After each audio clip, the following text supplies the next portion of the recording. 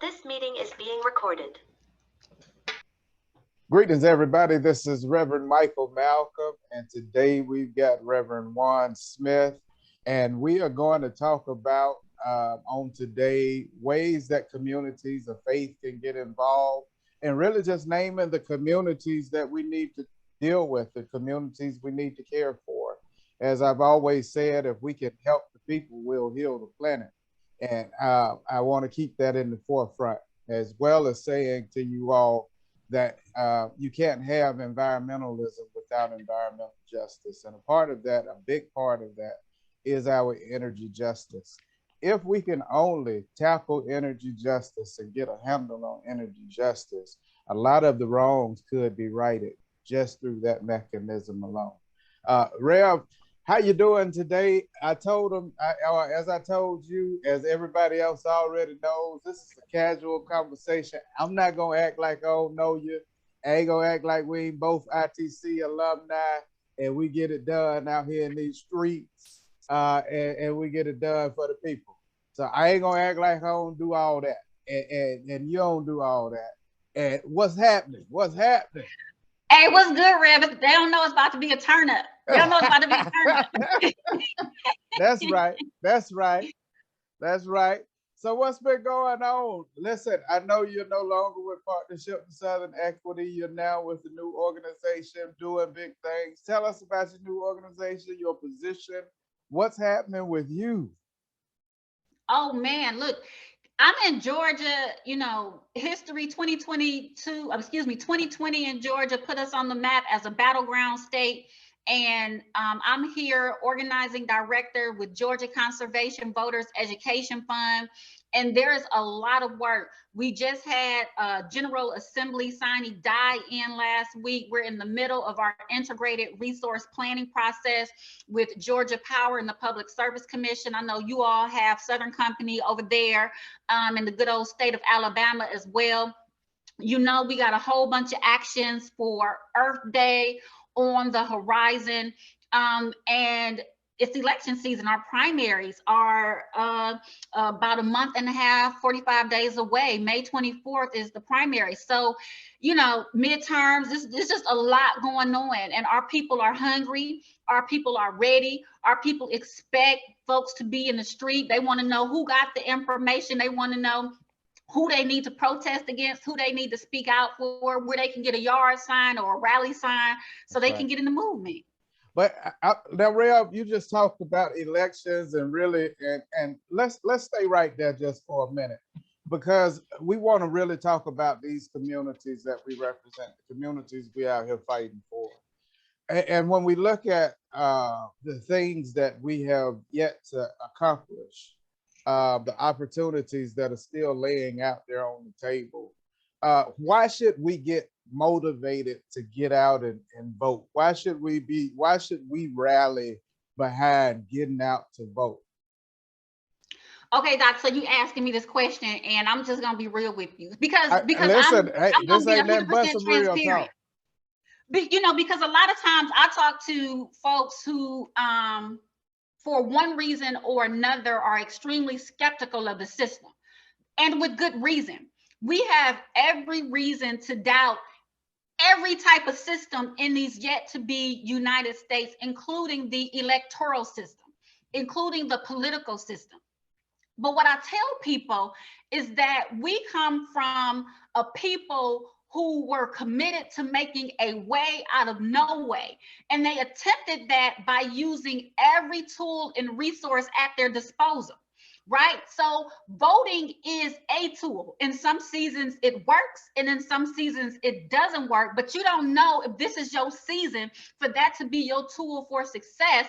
I'm gonna go say, you don't know if that's your one smooth stone against Goliath until you pick it up.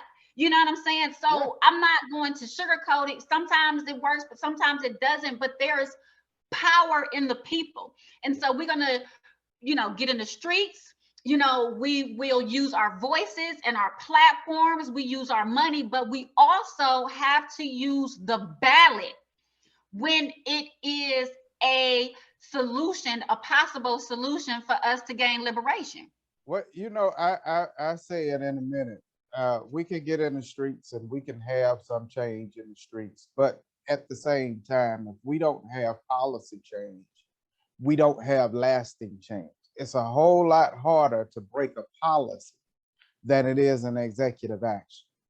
And so we need to understand how policy works and being able to change policy. And the only way that we do that is by changing those who represent us and being involved with those who represent us and being able to change those hearts and minds of those who represent us, which, leads me to, hey, I'm talking to Rev Wan Smith, who get it done out here in the street, y'all, and really gets it done with these communities of faith.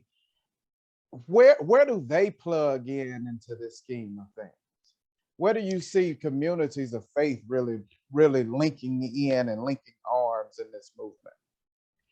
So I think every community, the same way each individual person has a unique personality, each congregation has a unique personality.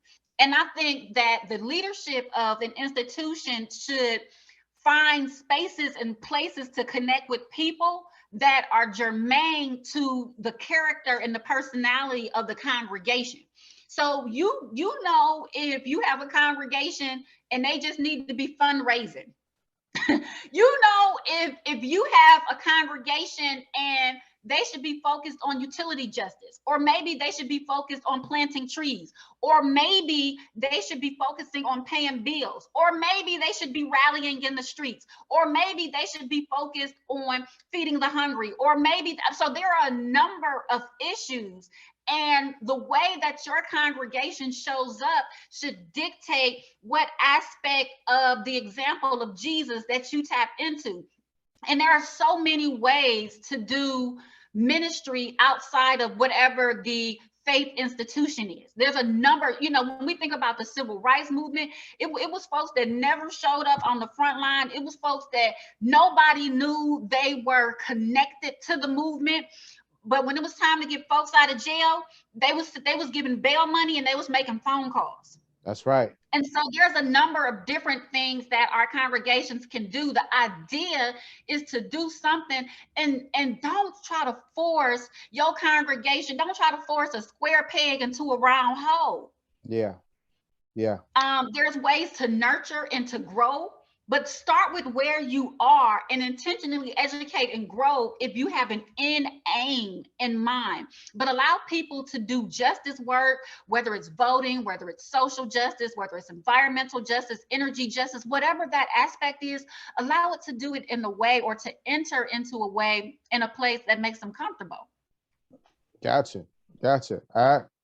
Listen, because I'd look up to you as one of the experts in the field of dealing with rural co-ops and rural communities and energy justice. And we're talking about communities that we represent. Let's go in depth a little bit with rural co-ops, rural communities. What do you see as energy justice for these communities and energy injustice? And again, posing and keeping the question at the end always in mind, how can we get involved? So a couple of things. The first is that electric membership corporations or rural electric co-ops were created for the little guy, for the little woman, for the least of these, for the entire community in town that was overlooked and that the big corporate business thought wasn't good enough to receive electricity. Now hear me. There were companies that thought that there were segments, entire communities that didn't deserve electricity because it wouldn't make them any money.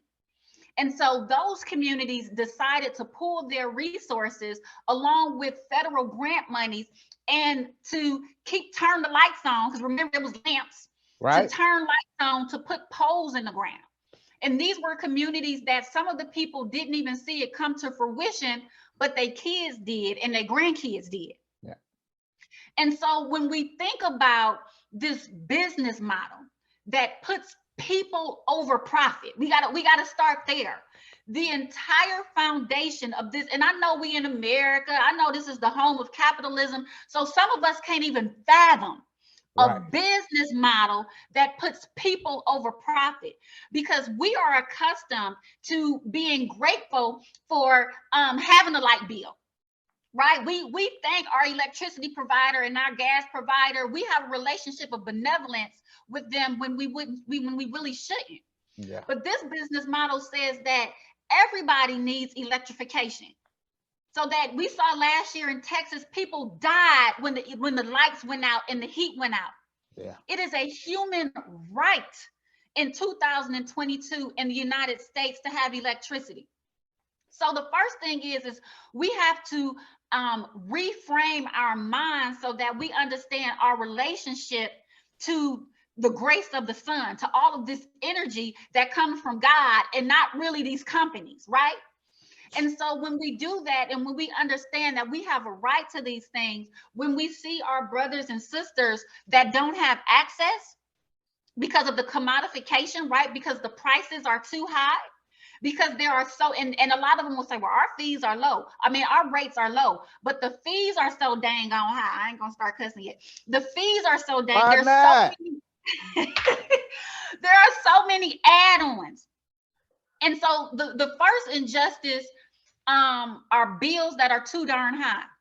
Yeah. If families cannot access air conditioning in the summer, heat in the winter, electricity and gas to burn their range in their oven, and lights so they kids can do their dang on homework and get dressed in the morning for school under the illumination of electricity, it's a disgrace to live in a country where that isn't standard. So the first thing is the cost should be affordable to the everyday person. And when they aren't, we should call these companies out. Now, the second part that makes these co-ops so special is that they got built-in democracy. It's not like Georgia Power. It's not like Alabama Power. This is a system whereby the customers actually own it. So if you can get enough customers to come together and take back the power, they can institute almost anything they want. But the first thing, again, we got to go back to the first thing. We got to realize that our relationship, we got to realize that we got to put people before profit. Even as customers, we can't wrap our head around, my utility company should be providing programs that makes the bill lower. They shouldn't be trying to gouge me and getting rich off me. Yeah. So the first thing to reiterate is we have to make sure they're affordable. The second thing with co-ops we have to realize is that we can get involved and we run the companies. And then the final thing is that there are so many opportunities through the co-ops, and not just providing an electric bill for you to pay it. But there are a number of programs that can remove barriers and obstacles to homes getting energy efficiency and weatherization upgrades. There are a number of programs for if people are in rural areas that don't have internet options, there are internet options that can be provided to communities through co-ops. There's a number of give back programs that co-ops could be providing, again, to ensure people over profit. And the only thing, nothing's easy, but I will say, organizing and participating in the energy decision-making process at co-ops is easier than doing it in a municipal utility or going up against big business. Yeah. Just as well, I mean, you and Georgia, I'm a native. I'm in Alabama now. Our public service commissions are elected officials. We know they're a hot mess. We know that they need a whole lot of work, and we've got people that are working towards making that happen, as well as we are trying to make it happen, and getting involved with that on that local level, that hyper local level, is extremely important, because we don't even realize just how much power that our public service commissioners yield or manage. We don't know how much power that the board of directors for these co-ops manage. It's not that they hold it or they wield it. It's that they manage. And if we would get involved, we could really change the management of it. You know, one of the things, and the board of directors for co-ops are very similar to the public service commissioners. And one of the things, this is my thing for the year. I'm really hold on, Rev. Let me stop you for a second, because you just said they similar. What do you mean by that? I need you to explain what do you mean by that? That's similar. So they have the authority to decide what happens every time you flick the light on in your house. That's it. Oh, I thought you was gonna talk about that they predominantly white and male.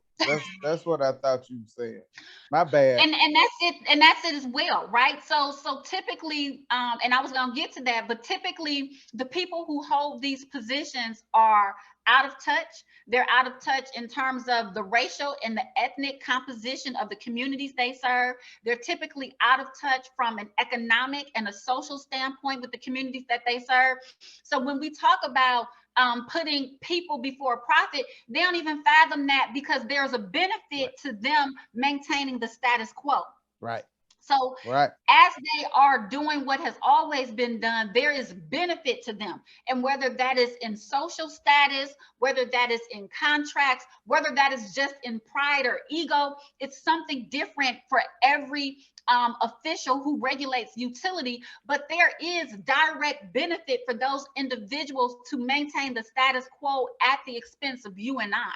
That's right. And they are able to do that because oftentimes we are, and these things are important, but we are so focused on the gubernatorial race. We're so focused on the state Senate. We're so focused on the congressional races that we're not paying attention to the people who control the decisions that impact our households every day. And so just as important as state representatives, just as important as federal elections, just as important as gubernatorial elections, is who controls when my damn light's gonna be shut off. That's it. Who can provide an extension? Who can make sure the rates are lower? And who will be committed to putting people before profit? And so in 2022, my whole spiel is vote down ballot and vote off the ballot. Okay. There's going to be a number of electric co-ops that are going to have board of directors elections. And if you're not opening that leaflet, if you're not opening that email where your e-bill comes, you are going to miss the opportunity to vote for somebody who can ensure your relationship with your utility provider is one that benefits you and don't work against you. You control your utilities. In particular, when you're at a co-op, you control your utilities. And the only way you control it is if you get involved. If you don't get involved, they control it. And we've already told you that they're predominantly white and predominantly male. They do not represent you. And how in the hell you expect somebody that don't live like you live to understand how you live? And, you know, the other thing I want to say is, if not you, then who? So especially as we're talking about the board of directors at these EMCs, as long as your name is on the bill, you can run for the board of directors. You just have to be in good standing with the company and over 18, or some places over 21. But aside from that, I almost said something, most of those fossil fools, that's what we call them now, fossil fools. Fossil fools. Fossil fools. Most of those fossil fools have no background in energy or utility. And the reality is that it's not necessary. If you are elected, there are classes that they'll put you through. But the primary thing, because you're not the CEO, you are the person who's supposed to represent the people's best interest. Right. They'll give you classes for the rest. But there's somebody right now who is listening to this podcast who has the best interest of the people at heart and are of sound mind enough. And you have a community of folks behind you.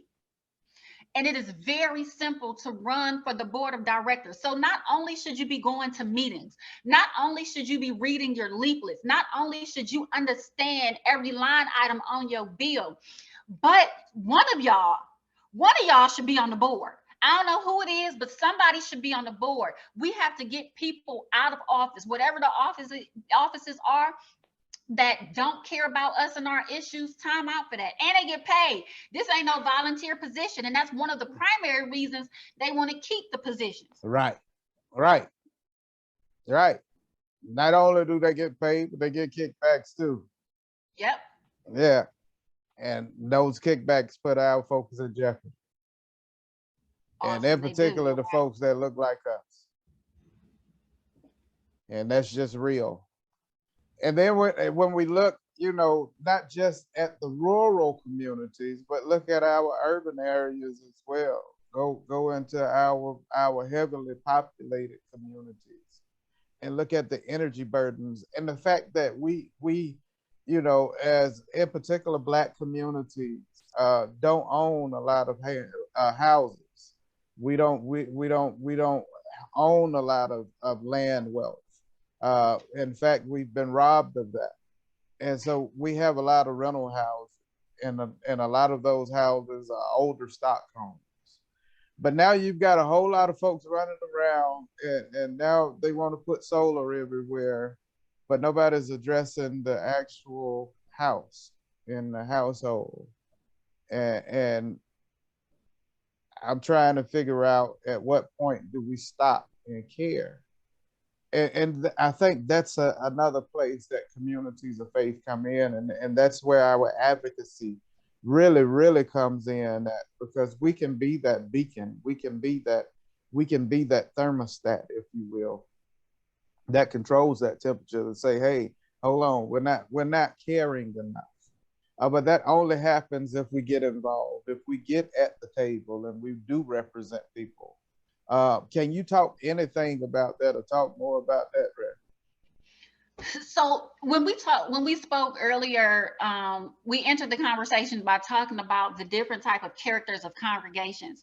And there is something to be said for conversations, or for congregations that potentially have C3s, that are, you know, educated folks who can research grants and who can perform weatherization, who can get grants to ensure that houses are updated in their communities for legacy residents. There's something to be said for congregations that have connected worshipers, who have relationships at City Hall, who can say, well, okay, gentrification is happening. Let's make sure we get a moratorium on tax increases for legacy residents. And so when we say there's a number of ways that your congregation can show up, your faith institution that can show, you can be behind the scenes. If your congregation is full of big wigs and woolly, do it for the people. And so one of the things is high energy burden, and energy burden is the percentage of a person's income that they spend on utilities. And we have, because of houses that don't have proper insulation, because of houses that the furnace or the air conditioner has to run at 3 times the speed just to give us a little bit of heat or a little bit of air, or houses that are drafty or have windows that aren't sealed. This increases bills in ways that you would not imagine. Rev, I know you know this, but maybe some people at home don't know this, or maybe somebody at home is a person who I'm talking about. There are people who have $800, $600, $1,200 utility bills every month. Every month. Hear me and hear me clearly. That is not okay, and it is not normal. Even if your entire community, even if that is the regular amount for your entire community, it should not be so. And the reason sometimes that these things are consistent is because all of the houses were created in the same era, right? Or the same crooks are providing everybody the same utilities, right? And so just because everybody, you know, sometimes, you know, we don't know that our normal is abnormal. And so we suffer in silence. Make sure everybody on the street knows that your damn bill is high. Make sure everybody on the street knows that you got cut off back in December and then again in February, and create a space for those conversations to live, because there are a few things you can do to control your usage, but most of it is systemic, and it is outside of your hands because big business wants to make money off of you, because redlining put us into certain communities. Because after we were redlined into certain communities, we were no longer able to qualify for loans so that we could keep up the maintenance on our home. And then what do they want to do? The 40-year-old bicycle rider wants to come and buy our house because they want to be closer to the city, or they want to be next to a greenway, or now cottage and shotgun houses are the trendy thing. Yep. So they want to buy our houses. Yep. Rent is up. It ain't like we can go and live nowhere else, but they'll get the loans to fix up the houses. Yep. When they didn't give them to us. So these are the injustices, because they are intentional, they are by design. And when we talk about environmental justice, let me just say, environmental justice ain't no white folks issue. I know people think that, oh, environment, well, part of the environmental movement may be about wildlife and wilderness, but the environmental justice movement was started in Warren County. In Warren County. People who in North Carolina, who said you will no longer put dirty, toxic industries in our neighborhood. And they fought back. And when they started fighting back, and when their fight became public, there was a study, and the study said all across the South and in the Midwest, in places like Cleveland and Detroit and Chicago, it was the Black communities that were getting all the dirty, polluting plants. And it was those Black communities that were intentionally being zoned to get those dirty industries. And the environmental justice community the environmental justice movement was a movement that was started by the people to save the people. And we didn't need saviors. We stood up just like everything else, just like we stood up to slavery, just like we stood up after Reconstruction, just like we stood up during Jim Crow, just like we stood up during the crack epidemic. We stood up for the environmental justice movement to say, no longer will you dump in my backyard, no longer will you put your coal plants and your nuclear plants in my yard, and time out for that. So for anyone who thinks, well, that just ain't for me, or that's about hugging, I don't hug no damn trees. And I ain't got no damn animals. But I know that even though our people get shot down in the street, our people die from lung disease and cancer at even a more alarming rate, because they want us to die, because they intentionally do chemical warfare, because they intentionally dump in our neighborhood. They intentionally put dirty coal plants in our neighborhood. They put the paper factories. They put the biomass factories. They put our communities on the ports with the trucks and all of the boats that come out, because they don't care. And they run the highways up through our community. Yep. So I'll get off my tangent. I'm sorry, Rev. No. You're fine. I'm loving it. I'm preach, Rev, preach. But you know, oftentimes, but hold on, because I want to point something out. Warren County, also that report that came out, toxic waste and race that you mentioned, all was done by communities of faith, led by communities of faith. The UCC, which I am a proud UCC minister, were the ones that were responsible for the toxic waste and race. Environmental racism was coined by Reverend Dr. Benjamin Chavis of the United Church of Christ. In essence, what I'm saying is communities of faith have always been involved, always been at the lead of taking care of its community. Somehow we have disconnected, and it's time to reconnect back to a place of caring for our community in the advocacy space. It's time to come out of those pretty buildings and do something about the communities that surround those pretty buildings, because if not, we're also being extracted, and I don't think God wants that to be for our relationship with one another or with God's plan. You know, Rev, when I read the text, I see Jesus, this itinerant who was marching to the Capitol to get the people together. But on his way, right, this itinerant minister on his way, he addressed both the felt needs and the spiritual needs of the people, right? And Jesus wasn't a one-trick pony. Jesus, didn't say, well, hey, everybody, I need everybody to have a damn food pantry. Right. Every church can't have a food pantry. Jesus fed people, but Jesus did things even outside. That wasn't the only miracle. That wasn't the only ministry. That wasn't the only mission. And so I think for us too, we need to understand that as we go about doing the business of God, that God is going to bring into our eyesight, into our line of vision, folks that we are supposed to respond to. And the only thing we have to do is to be diligent in that moment. But what I do think is that with ministries, they do the easiest thing. Everybody wants to do whatever it is that's popular in a particular community. And what that leaves is so many gaps and so many holes in other things. But the church has traditionally been a place that responds to whatever the need, especially in the Black community. Especially in the Black community, we are an institution that responds to whatever the need is. Whether that was during the drug era, where there were so many parents on drugs and grandparents raising the grandchildren. The churches supported grandparents who were raising grandchildren. They had after school programs. They had tutoring and literacy because there was a gap in academics and education because the grandparents couldn't educate. Whether that was ensuring that there were reading programs.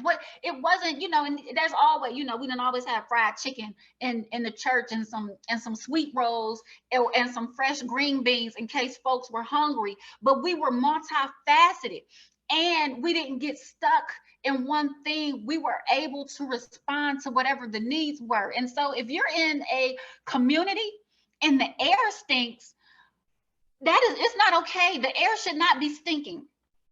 And I know it smells bad. That's not okay. Because some and they say, well, it's just a paper meal. It's just a paper meal. But what is happening at the paper meal that would be so strong and poignant that miles away you can still smell it? Yeah. There is a byproduct. There is a consequence. Right. And even though it's happened that way for 3 decades or 4 decades or since grade, that don't make it right. Right. Or maybe you're in a community and the septic systems, are backing up. Or maybe you're in a community and every church is tapped out because all the churches are paying electricity bills and gas bills. Yeah. The issues that are necessary for you to respond, they'll come to you. You ain't got to look for them, even in energy and environmental justice. Yeah. But I think to be all the way 100 with it, you made mention the fact that when the crack epidemic was happening, the churches stepped up to support the grandparents by providing these programs for kids. At the same time, my church experience during that time was that they harped on, or they belittled or demeaned or demonized the crack addict without condemning the source of the crack epidemic in the first place. So they never called out the government for the fact that the crack got into the community, and they demonized the crack addict and supported the kids and the grandparents. And so we missed the advocacy part of it. And the same thing I see happening when it comes down to the environmental justice movement and its various facets when it comes down to communities of faith.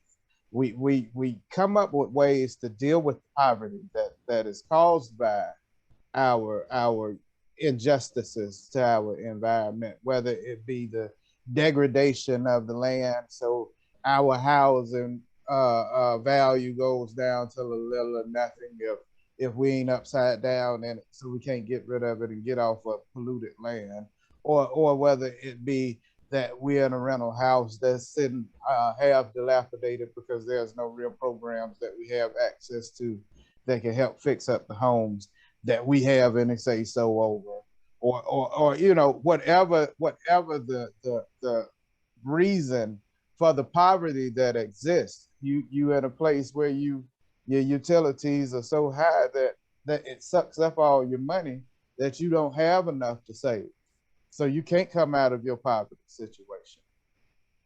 And so we come up with food pantries, and we come up with clothing closets, and we even come up with shelters. But at the same time, we condemn those who are in poverty and demonize and criminalize poverty. And we even do it with our churches. We even do it with our churches. And at what point do we stop that cycle, look at it, and say, hey, we've got to call out the systems that create this poverty so that that can be addressed, so we can alleviate the poverty and stop and care for those who are impoverished, advocate for those who are impoverished, call out the systems that cause it. When do we reverse that part and really get that part right? So, Doc, what you're describing there is supremacy, right? And I've experienced some of that. What I can say for the community that I grew up in, you know, we were, when by the time I was born in the 80s, we were third generation. So, you know, nobody was identified by or defined by their affliction, even in the church, right? Like they were not defined by their affliction. That's somebody's baby. That's somebody that they raised, you know. So in my community, there was a different approach to that. But I have experienced exactly what you're talking about, and I'm a lay here for a second, and I'm gonna give you a supremacist analogy, just to let you know why we think like that, and it's not just the church, but it's the entire community. So I'm gonna go there. Will Smith slapped Chris Rock a few weeks ago. And, you know, for some reason, the Black community, you know, they were mixed reviews, but David Aloyowo, or, you know, the Black community was so disappointed because they felt like on live TV, he done something to disgrace the entire race. Where, I hate to say this on your show, Rev, but historically speaking, white people are the most violent people in the Western world that any nation has ever seen.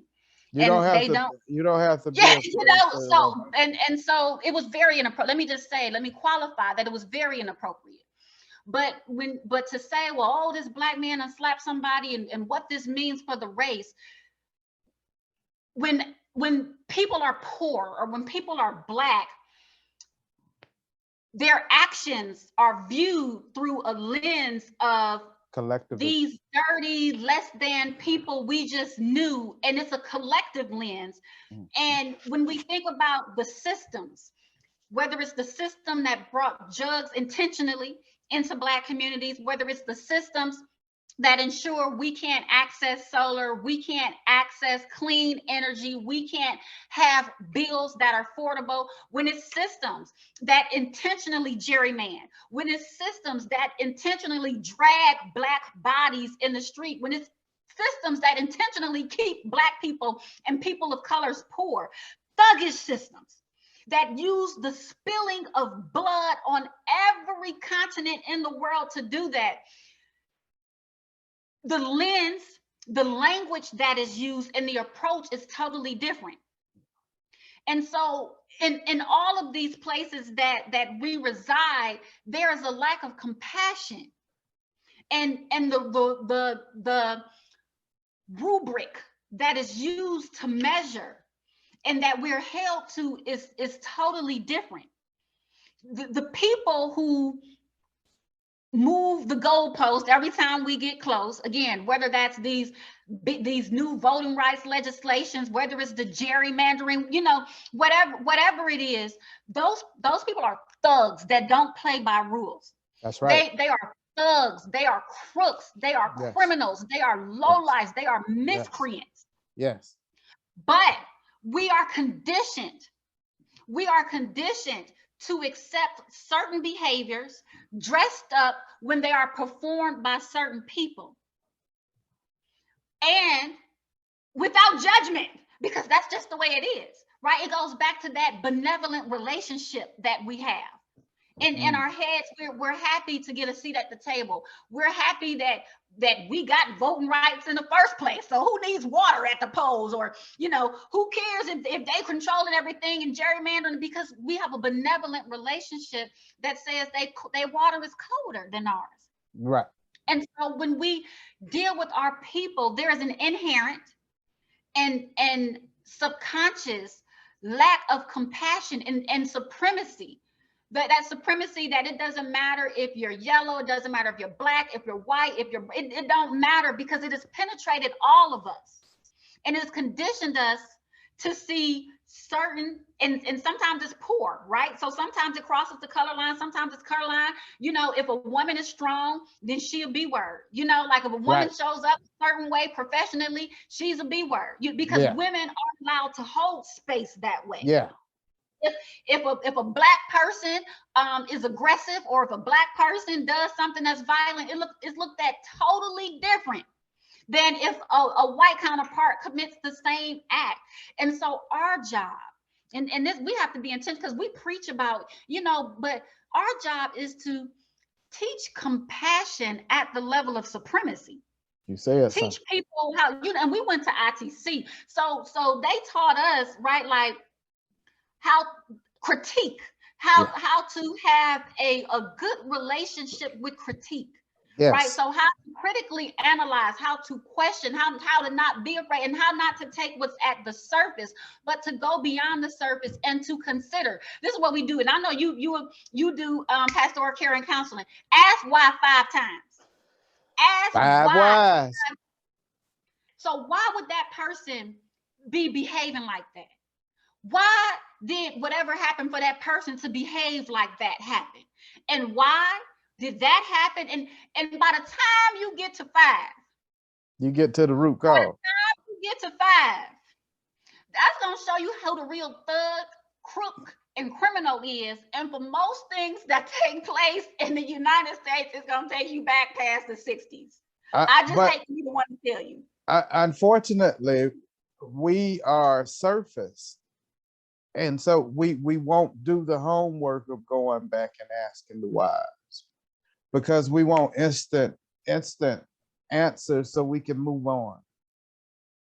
And we don't want to take the time to really do the whys. If we would take the time to do the whys, then we would know strategically where to hit.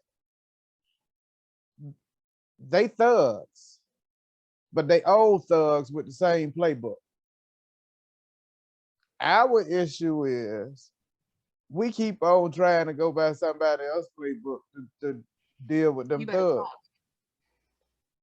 We need to strategize for ourselves, because we know the playbook. Hell, we done experienced it all this time. We know what they do. They do it every time. It's the same cycle. Ain't nothing new.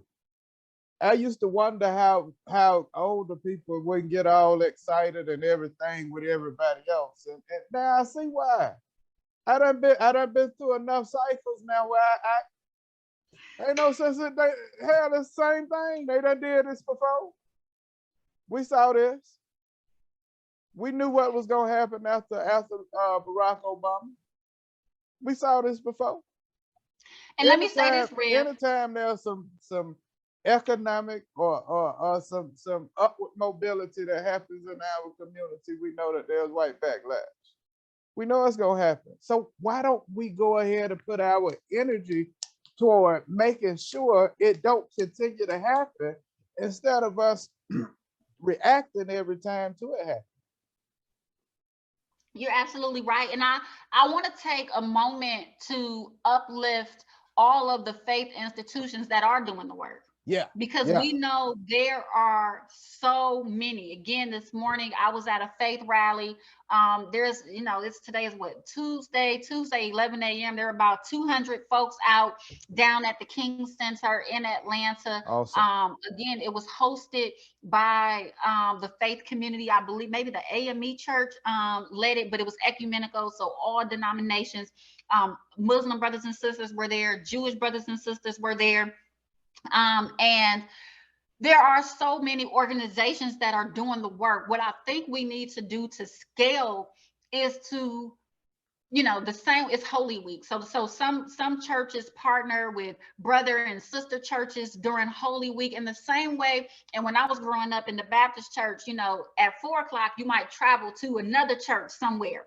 Those days are over. Only, again, maybe it happens for Good Friday or Holy Week or something like that. But for the most part, churches don't travel anymore. But there are coalitions. If your church or your faith institution does not have to work in isolation, if you can collaborate with 2 or 3 other congregations, if you can create a ministerial alliance, everybody knows we are stronger together than we are apart. And so these alliances allow us not just to put the burden on one congregation, not to put the burden on the ministerial leaders of one community, but to divide the labor, if you will, and to have the strengths of the skill sets of the whole, and to have diverse outlook and perspective, and to then have power in the community. I mean, there's church, our community, the foremost institutions of all of our communities are religious institutions of faith. And so if those institutions came together and utilized their collective power, if they came together in unity, umoja, and they use their collective power, if all the churches go to the commissioner, if all the congregations go to the ombudsman or the city council, you go to your mayor, if everybody goes to the zoning board meeting, what they gonna say? Right. Because they're really, power to the people. People power is not just a cliche. That's right. It works. It works. It works. And sometimes money, we're like, well, we can't go against big business. Yeah, money is an obstacle, but I've seen people power trump money power. Yeah. I have seen people power trump money power. Well, I mean, you in Georgia, you just saw it in the election cycle. Y'all flipped the whole state. People power versus money power. I mean, come on. It's clear and evident. It's clear and evident. So yeah, I'm absolutely with you on that. And I didn't want to feel like, I don't want to feel like I'm harping on communities of faith. I also want to make sure I uplift communities of faith, and also say that, listen, you don't have to go out and invent anything. It already exists. I can guarantee you it already exists. There are communities, community organizations, there are communities of faith, coalitions, networks that you can get involved in that are already doing this work. The Southeast Faith Leader Network. You've got Green Faith, Green for All, Green the Church. Alabama Interfaith Power and Light. You got Interfaith Power and Light. I mean, we've got so many other institutions that you can get involved with that are already doing this work, that you don't have to go out and invent anything new. You can just plug in and work with those who are already doing this work. These are often grassroots organizations that need the help with funding. They need the help in both your time, your treasure, and your talent. We can always use help in ensuring that we meet our missions. And if our missions are tied to faith movements, then let it align with your faith movement, your faith belief. I guarantee you that they're out there. Green Muslims are out there. We've got Green Ramadan. You've got Wisconsin Green Muslims. There are so many different organizations that are already out doing the work that we can plug into, that we can get involved with. And that way, as Reverend Smith has said, you can get involved well in direct advocacy, or you can be behind the scenes. You can be involved behind the scenes where you can just support. If your congregation is good for fundraising and y'all got some money, listen to People's Justice Council. I will give you the address. I will give you the address to the People's Justice Council. But seriously, if your congregation is one that can raise funds and you have an organization that is doing work that you see valuable for your community, support that organization. Support that organization. If you're a white-led congregation, listen, Black, Indigenous, brown, people of color communities need help. I know that there are other organizations that are larger organizations that you can give money to. It'll be a quick write-off. You can give it and forget about it. But I want to really admonish you to think about supporting your Black, brown, Indigenous, people of color communities, their organizations, because they're the ones that suffer and they're the ones out doing the direct work to alleviate the suffering that they feel. So please reach out to those. That would be a great mission for your congregation. Rev, listen, I apologize for taking up that time for that monologue. I appreciate you for being with me. You have been such a delight. Is there anything else that you'd like to leave with the people as we get ready to get out of here? Yeah, I just want to elevate your work. I want to elevate your ministry. I want to elevate your organizing and your activism, your leadership, your servant's heart, your humble spirit, and just to say that I appreciate you and the way you walk. Right? It's easy to posture and to pontificate, but to be a humble servant leader, I think, whoa, it's been a minute since the first time we met. We'll talk about the first time we met in another podcast, because we both met in the ministry. We both met like while we were pastoring.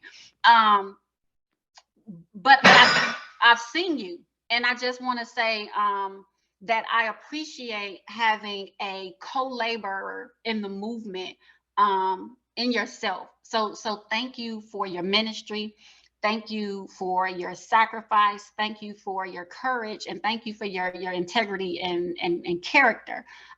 Because I know there's probably been times when it's been questioned, or when it's been challenged, or when you've had the opportunity to do something else, because that happens in the work, and it happens to the best of us, right? They want to take you for the other side. They want to give you the opportunity to sully yourself and to sell the people out. But I just want to say thank you for being consistent. Thank you for your activism and your ministry. And if anybody over there on that side needs anything, you better tell them I'll cross state lines for you. Tell them I'll cross state lines for you. Rev, I appreciate you so much. I appreciate you so much, though. Seriously, you are an example for this work. I indeed look up to you, and I thank you. Listen, to everybody that's listening today, as always, it's been a joy. It's been a delight. And today, as always, I offer to you love, peace, and light.